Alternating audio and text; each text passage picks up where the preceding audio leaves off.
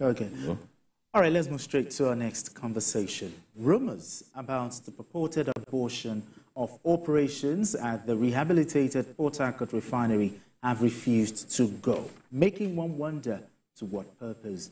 The Nigerian National Petroleum Company Limited, NNPCL, has insisted that the refinery is still working, reacting to a report that the refinery had stopped loading petroleum products.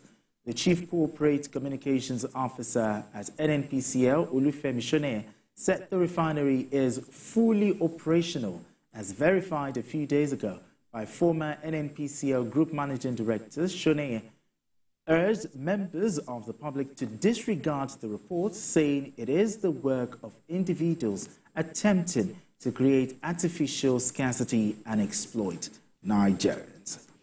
Okay, yet again another report. But first of all, let me start with Adewale Ade. What do you make of the denial by the NNPCL on the shutdown of the Port Harcourt refinery? And also, who comes up with this misleading reports? To what end? You see, let me first of all say that there is trust deficit between the people and the government. So every good intention, people have been used to lies, over the years. But we should also admit that there are certain good things that the government do, and we should, when those things are coming up, we should not dismiss them. Okay. The Obasanjo government spent billions of dollars on turnaround material. Nothing came out of it. In 2001, I think the government gave either $1.5 billion, to revive. The reporter. Yes, So people felt, look, we don't trust this government. But the other thing is that there are people who also want to politicize everything. Anything the government of the day does, if they are in opposition, the first thing, before they even think of the target, is to attack it. But when you are reading some of these reports, there are certain information that you get that should be able to convince you. For me, when I read about the visit of NLC and NUPENG, what other information did you need? They went there, they said, look, this place is working, and that Nigerians should, believe the NNPC. So I think there is an attempt to rubbish the effort of based on people's experience and also for political reasons. But I think as it is, we need to commend the NNPC that they have been able to revive, this Port Harcourt refinery almost after 30 years. I think that is a remarkable development. So I'm happy that NUPENG and NLC visited that site and they were able to come out with a report that, look, this place is working. So we should be conscious of people who just bring out false information for political reasons, for electoral reasons. I think the situation now is that Port Harcourt is, and I think it's a remarkable achievement by this government. All right, BKO, you talked about the trust deficit. Now, despite the NNPCL's continuous reassurance about this refinery's operational status, still, Nigerians still have doubts. What is responsible for it? I think people should just ignore those who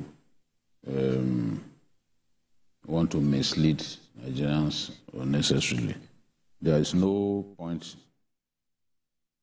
dignifying them with any response. I don't know what else they want the NNPCL to do. When one community leader claimed that the refinery was not working, just because he saw that the dispensing of petrol was from the new refinery, whereas it was the old one that they first fixed. He then concluded that no, it must have been a petrol that they stored there that they were dispensing. And they explained that, look, the Port Harcourt 1 and Port Harcourt 2 refineries share assets. They are built in such a way that they can share storage assets and other assets together. So just for that reason, he concluded that the refinery was not working.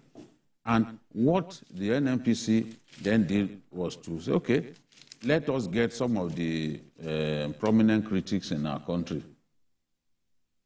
Let's take them there. The Falanons of this world, they took them there. They took the engineers the body of engineers in the country. Yes.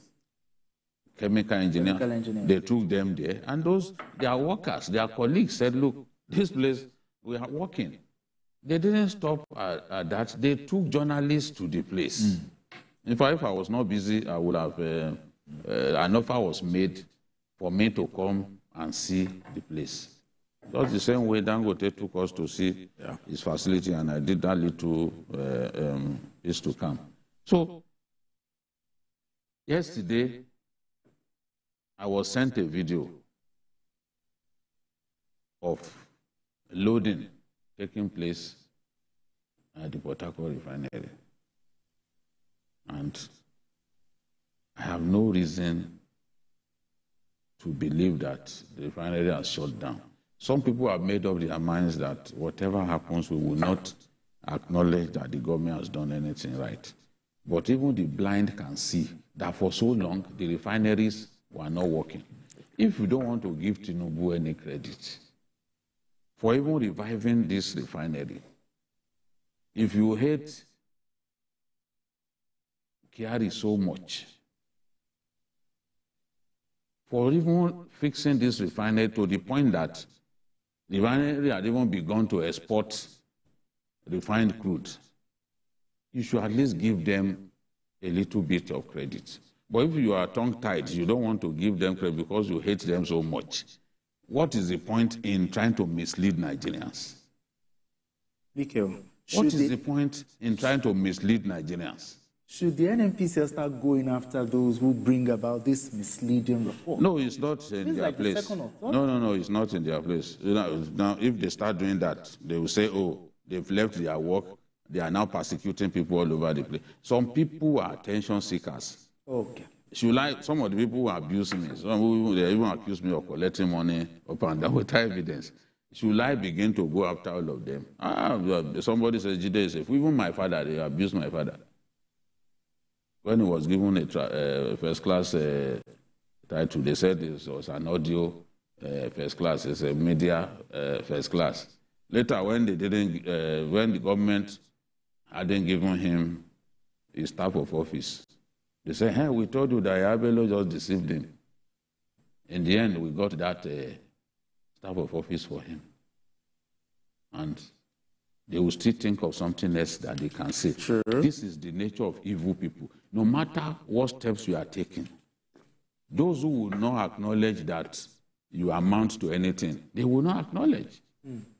Now, we found ourselves in a situation in which, okay, even as we move on, price of petrol is coming down.